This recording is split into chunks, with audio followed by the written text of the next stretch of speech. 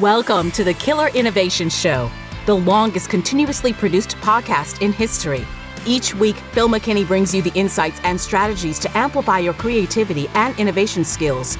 Here's your host, Phil McKinney. Hello and welcome. I'm Phil McKinney. This week, we are reaching deep into the archive and bringing you one of our most downloaded shows. Enjoy.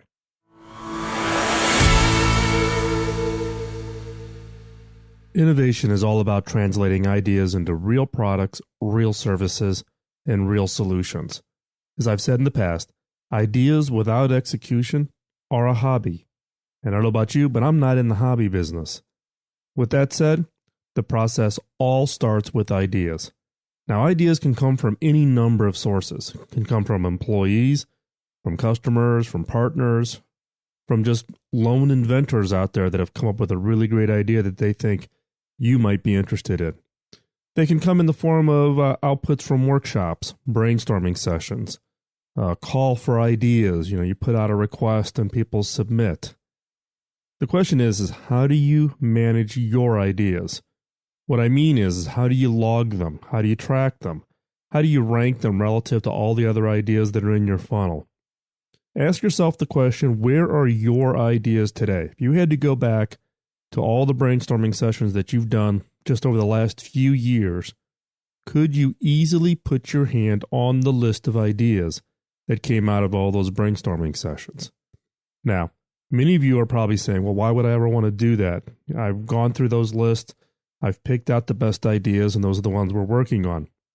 Ideas have value over time. Now, I've seen some organizations use things like spreadsheets, wrote a little Access database, some kind of a Word document or a Google Doc, store them in the cloud, but they're scattered out all over the place, and they're actually scattered across all the different people within your organization. Now, if you truly believe that ideas are the currency of the economy, then you need to manage your ideas as a valued asset.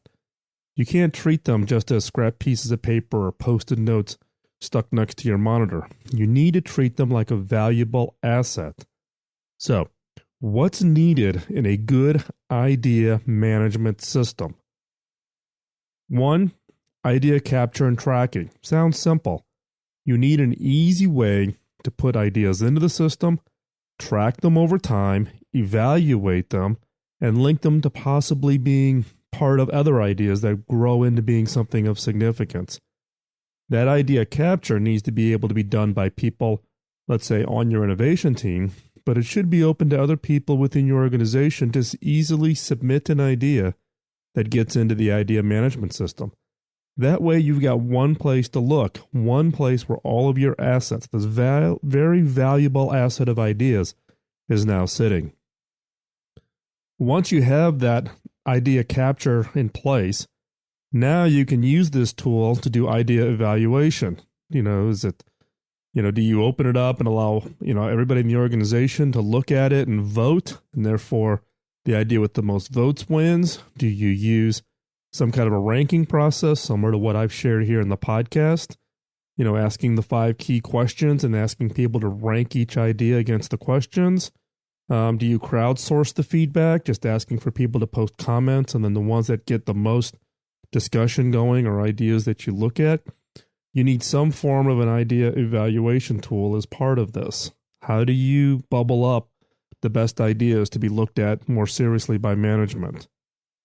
3, a good idea management system allows for ad hoc team collaboration.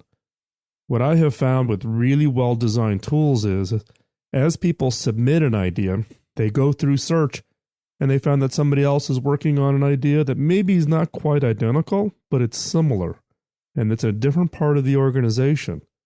So by simply going into the system with an idea in mind, they find somebody else working on something similar, and they start to team up. They combine their efforts. They combine their areas of expertise.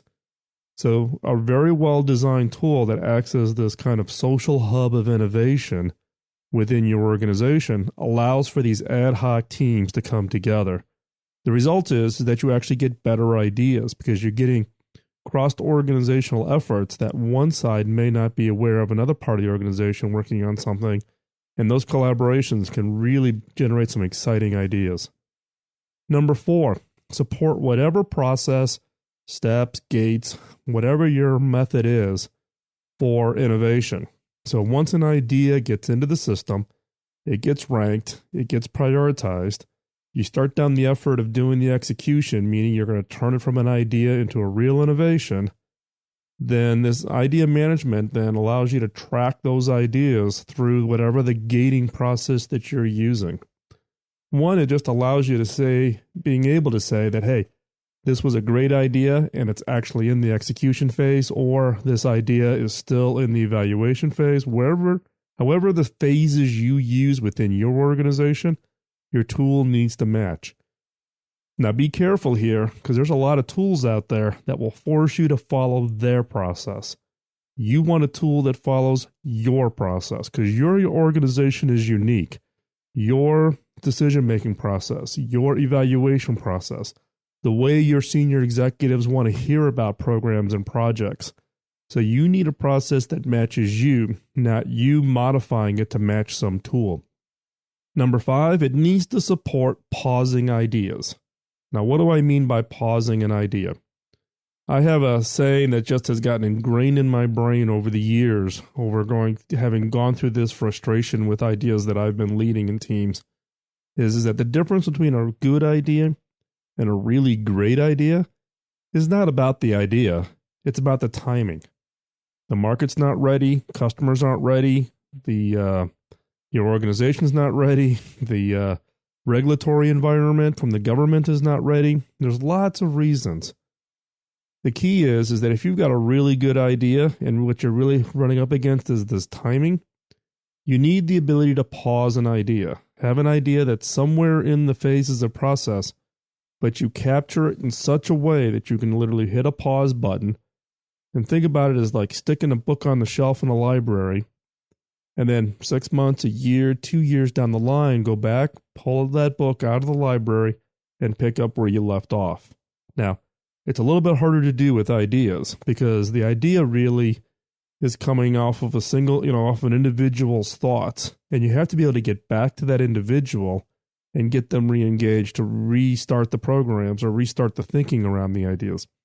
But it's critical that organizations find a way in their idea management tools to literally be able to pause an idea, capture all of the assets, and then be able to come back and reevaluate those ideas at some point in the future when the timing is right.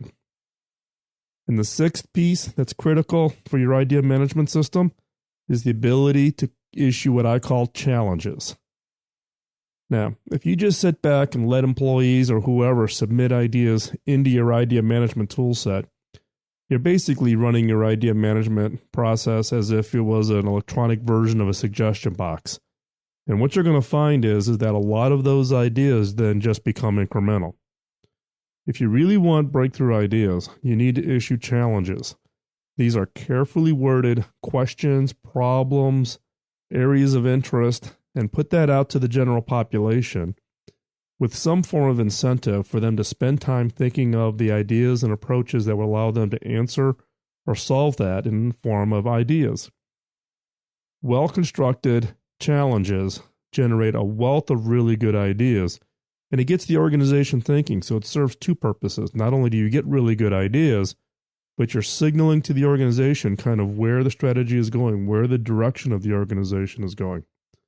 Good idea management tool systems have a way to not only issue these challenges, but capture the ideas. So that becomes a critical part when you're looking at your idea management system. So again, 6 things that are critical for your idea management system is 1, idea capture and tracking, kind of the basics. 2, idea evaluation. How do you rank and select the best ideas that are in that funnel to be the ones that you want to work on? 3, ad hoc team collaboration, allowing individuals to find other individuals who've submitted a similar idea so that they actually can begin working together. 4, support whatever process you have in place. The tool must match to your process. You should never modify your process to match the tool. 5, support pausing the idea. If you have a really great idea and the timing is wrong, pause it. Come back to it when the timing is right. And 6, enable challenges. Rather than just being a reception of ideas, being able to push out to the organization a challenge and therefore trigger ideas to be created. Now, over my career, I've used a lot of different tools, and I'm not going to go in here and give you a recommendation because your organization is different. But let me share with you some of my experiences, not with specific vendors, but as a broader context of the experiences I've had with these tools. Number 1, without a system or tool, you're lost. Treating your ideas as an afterthought in the forms of notebooks and scrap pieces of paper and little emails that you've sent around is not going to be successful. You have to be able to treat them as a real asset. So you have to have a tool or something in place. I mean, think about it. You run a brainstorming session. You bring 10 of your best and brightest people into the brainstorming session. You give them a challenge. They crank out, a couple hundred ideas. Someone says, I'll type them up and I'll send them around in an email. Someone dutifully types them up, sends them around in an email, and then what happens? Nothing. 1, nobody ever picks an idea off the list, right? Because it's just so overwhelming to dig through 200 ideas. But 2, the only documentation you have is that email. There's no system to take those ideas, put it in, and publish it out to people to get their views or opinions on it. Right? So you have to have the fundamental system. Number 2, one of the things I learned in my experiences is don't restrict access to the tool. Open it up to 100% of your organization. When I was running the Innovation Program Office at HP, we actually opened up the tool, what we called the HP Garage, to all 320,000 employees of HP to be able to come in, submit ideas, and see all of the ideas that were in the innovation funnel. Now, some organizations will totally freak out at that idea because what happens if someone leaks it, or what happens if information gets out on things that we're working on? You have to get to the point where you trust your employees. And what I have found is the risk of a leak versus the value of including 100% of the employees in the innovation pipeline was critical. So don't restrict. 3rd, promote your tool constantly and consistently. Every talk in front of employees, every time you're out meeting with anybody, tell them about the tool, send them the URL so they can submit their own ideas.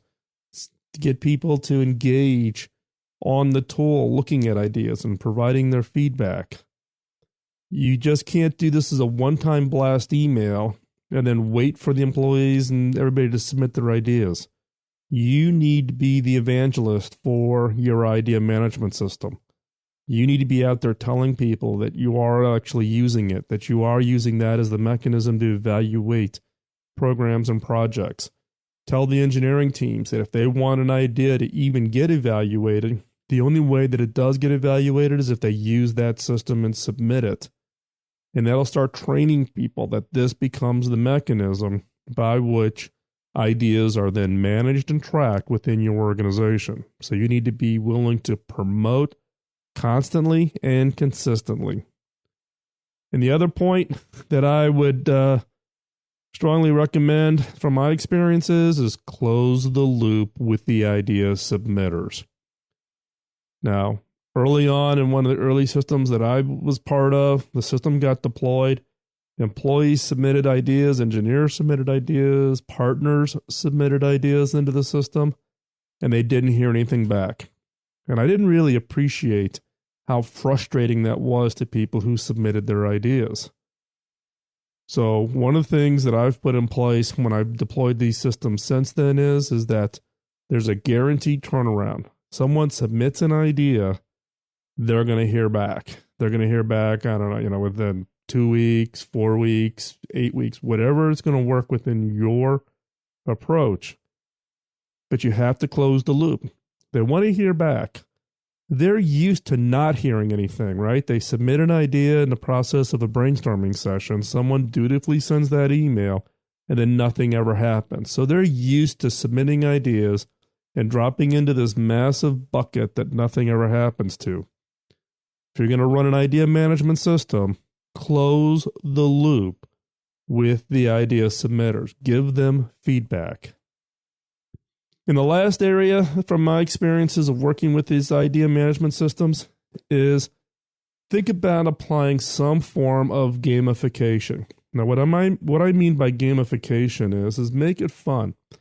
Give them some kind of a point or scoring system so that the people who are more active on the system have more points. They earn rank or whatever it might be. Turn it into a fun process of being involved and getting excited. People like the kind of recognition that a good, well-designed gamification portion of these systems can deliver. So, for instance, issue points for people who submit ideas. Give them points for ideas that make it to the screening process. Give them points for providing feedback. So if they get on the system, maybe they're not a submitter of ideas, but maybe they're in there and they're providing feedback to other ideas, saying, hey, have you thought about X? Give them points. If their idea gets selected and it's going through the actual innovation process, give them a lot of points for that. Then what happens then is one, you can use these point systems to actually find those people across your organization who are most passionate about innovation and turn them into helping you be the evangelist within your organization. But they also then earn credibility across their organization. And what it points out, and what I have found when you do these kinds of gamification systems in idea management programs, is that you'll find highly creative people who are really good at coming up with ideas who are not part of your normal group that you interact with. They may not even be part of R&D. They may be part of legal or finance or whatever. And through the process of this gamification, you actually helps you identify the highly creative people within your organizations who may not be on your radar screen. Now, be careful here. It has to be well designed. Now, most of the commercial idea management systems really don't have a gamification portion to it. But it's one of those areas that I think is important, and it proved to be extremely valuable to me in my experience. Idea management is a must-have tool if you're serious about innovation. If you're serious about innovation, you need to treat your ideas as the valuable asset they are. You need to track, inventory, warehouse your ideas, and more importantly, find those idea generators within your organization, those innovation champions. They become the key to the growth of your organization and for your success in the highly competitive markets we all face.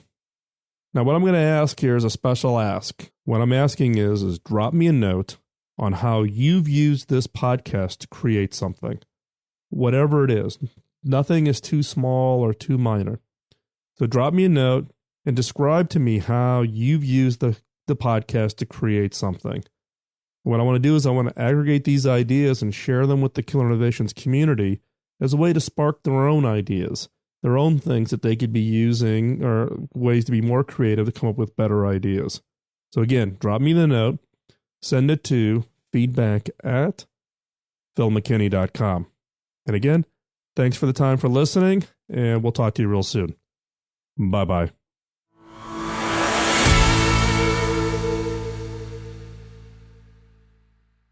Last June 1 of 2012, it was announced that I was taking over this new role. Now, if you're interested in the background, feel free to go to the blog site and take a look. But coming in June 1, what I did was I set out a 100-day plan, looking at the current organization and truly trying to understand what makes it tick. So I spent a significant amount of time, roughly the first 45 days or so, doing one-on-one interviews with all the key stakeholders. That's meant the senior staff within the organization, key participants outside, and industry experts. And I basically asked them 4 questions. And this is the questions that I asked as part of my learning process. So the first question I asked was, what should we preserve? What is it we do good that we should just keep on doing? Second question, what should we stop doing? What is it that we do that just totally annoys you or actually gets in the way or is detrimental to success? And what is it we should stop? Third question is, hey, I'm the new guy. What is it that you most hope I do? What is that thing that you would hope the new guy would come in and change? The fourth question is, hey, I'm the new guy. What do you hope I not do? What is your one fear that I won't do coming in as the new guy? Now, what's interesting about that last question is that when I talk to all of the employees within this organization, 95% of the employees gave me the exact same answer. And that is their biggest fear is that the new CEO would come in and not change anything. That it would just keep the status quo. The employees don't have their head stuck in the sand. They got the fact that for the organization to be successful going forward, things fundamentally had to change. And they were hoping that whoever came in as the new CEO, that they would not be afraid to upset the apple cart and really take a look at the entire organization top to bottom.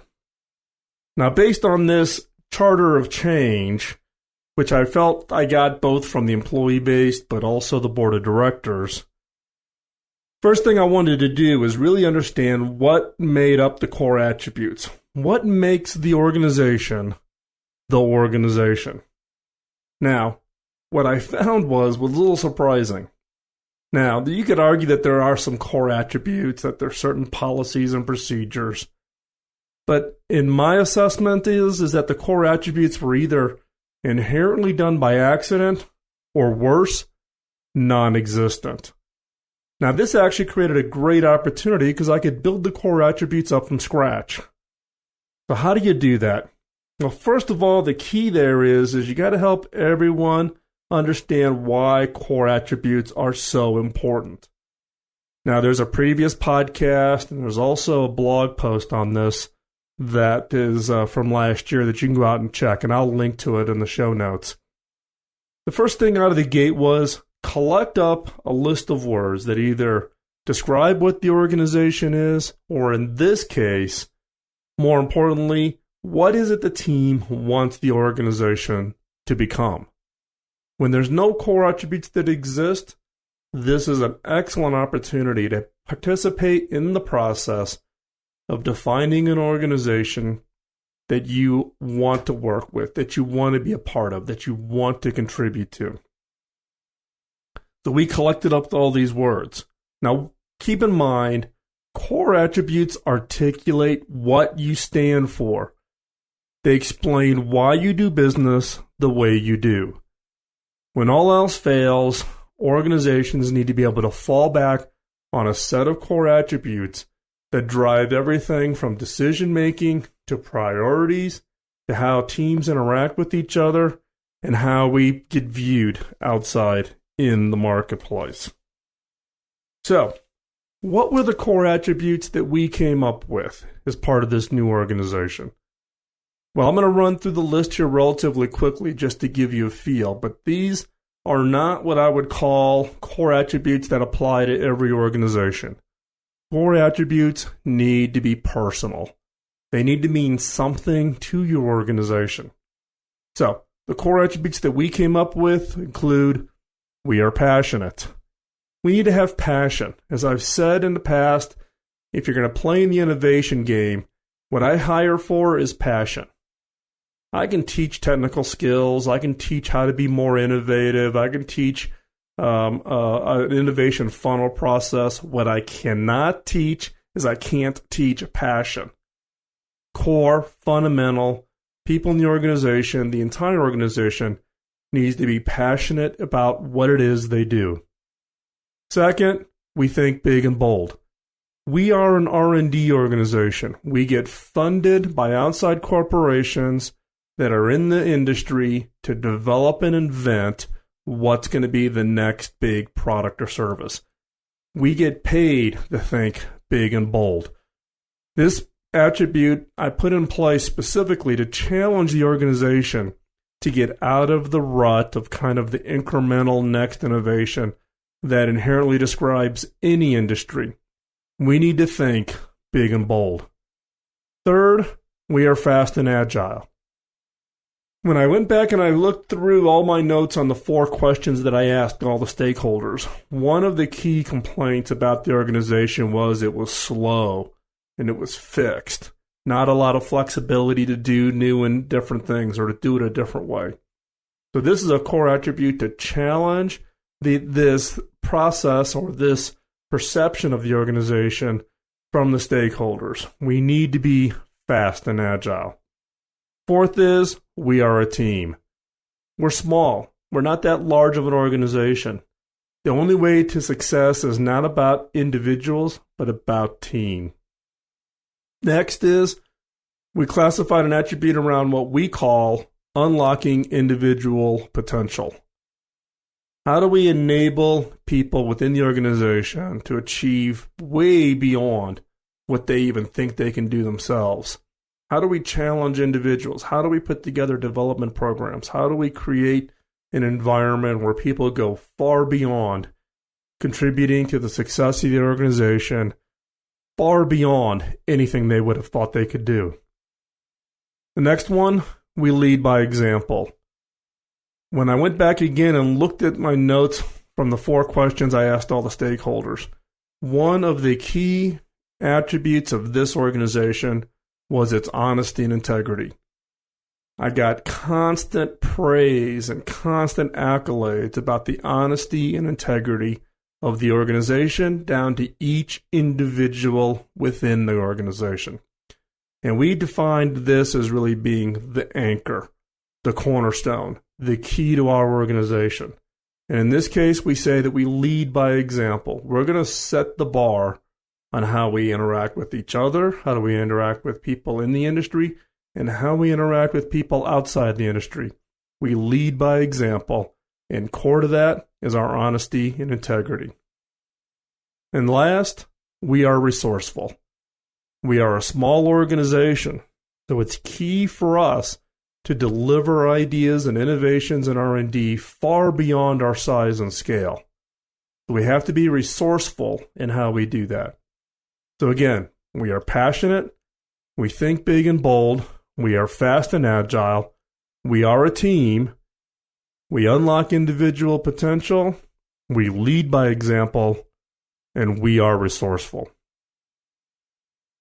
Now, once you've captured this, and believe me, this took months to pull this together, and people had different wordings, and I actually stayed out of it. I did not inject myself into putting together the list. In fact, I only contributed my input after the list was about 80-85% done, because I didn't want to have undue influence into the final list that was created. Now, once you have the list, now you're ready to start the process. Having the list is not the end, it's the beginning of the process. Now, what is the process? How do you move from having this list to really integrating it inside the organization? First things first, the senior executives must own this. This is not an HR process. This is not a personnel development team process. This must be always controlled and owned by the senior executives. The key here is the senior executives must own this. Then everybody in the organization needs to understand that these attributes are core and essential. And it now becomes the bar that we will hold ourselves to. We will hold ourselves to interacting with each other, interacting with our stakeholders, and interacting outside of our industry and our organization. And we need to manage the process to get everybody on board. It's communicating the core attributes, communicating the importance, and then working a process to get everybody in the boat. So what did we do? How did we actually go through this? First off, we talk about them. We would do it at all hands meetings and team meetings, and we filtered this through to the entire organization. In fact, I would challenge you that if you meet anybody inside the organization and ask them about the core attributes, they would be able to walk through and explain to you what the core attributes are, and why each one of them is important to our organization. Now, rather than just telling people these were the core attributes, what we did is the initial list, and there's been some tweaking to it, we published that and then invited people to come in as part of group sessions and come up with ideas on, did they like that particular core attribute? But more importantly, think about that core attribute and how we should live it. How we should, with it as an organization and as individuals, live that core attribute. Passion, unlocking individual potential, lead by example. We collected up that list, and we actually got then volunteers from the rank and file within the organization to help brainstorm and pull together a set of recommendations to the executive team about how we can live it. So it isn't just about big and bold and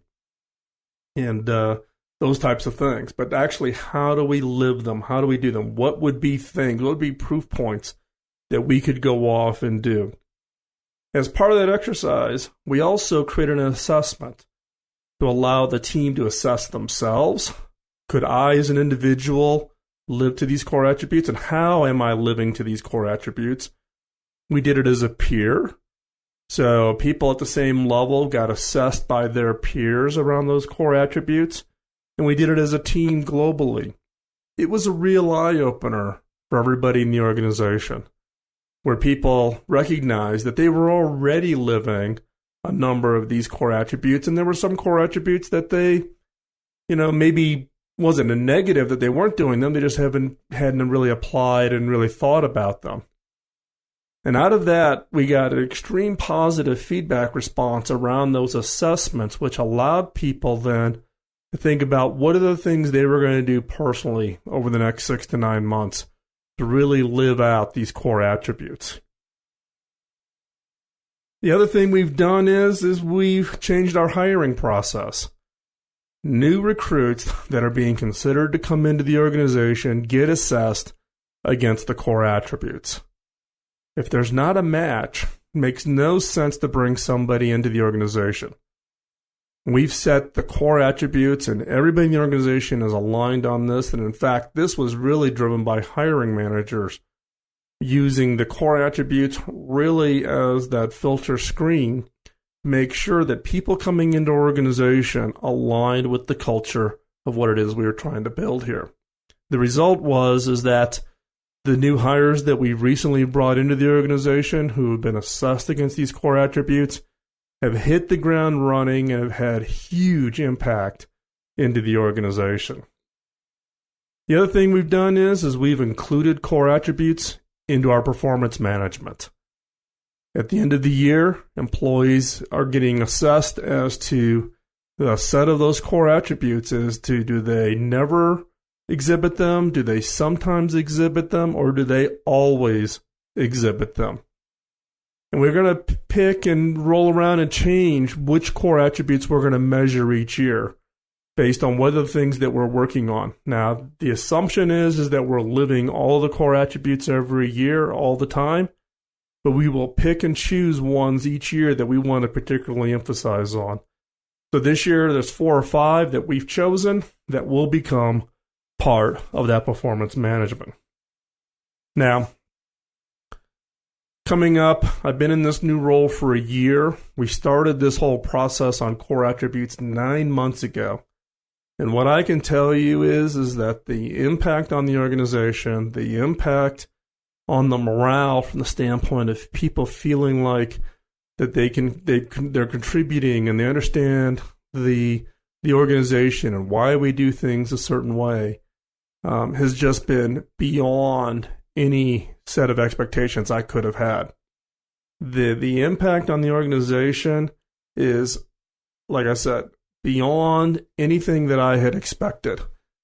But the fact of the matter is it's not a situation where we've documented them, we've run through this process, we now have a hiring process in place, it's part of people's annual performance and bonus calculations, and we're done. This is never ending. In fact, a group of employees have come forward and talked about adding one more core attribute, And there's a discussion that's going on. It's not being driven by the senior executives, albeit we own it, but we want these core attributes to be owned by everybody.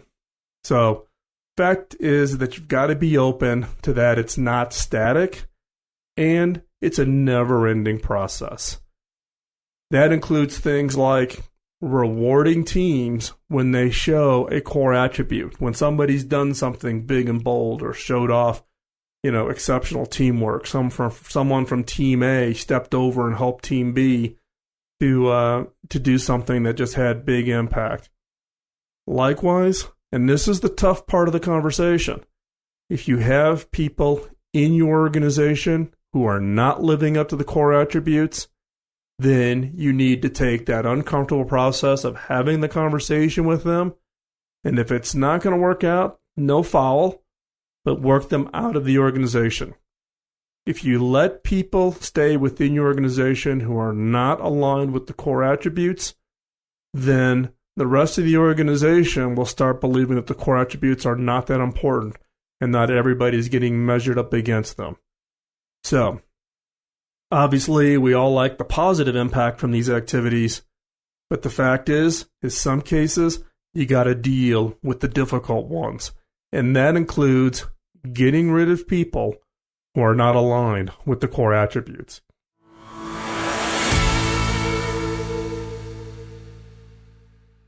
Again, one favor I would ask is help spread the word of the show. Let other people know about this content. If there was something in today's episode that you found very useful, share it with somebody. You can grab the link at the bottom of the show notes over at killerinnovations.com. Just right-click it, copy the URL, and you can forward the URL to any and everybody. That's the direct URL to the audio file. So they don't need to go to a web page or anything like that. They can literally get the audio file directly. And that's an easy way for you to share that content with other people. So, and again, it helps us meet the objective of spreading the word and me satisfying the direction that I got from my mentor, which is I can't pay back all the work he did in my career. I can only pay it forward.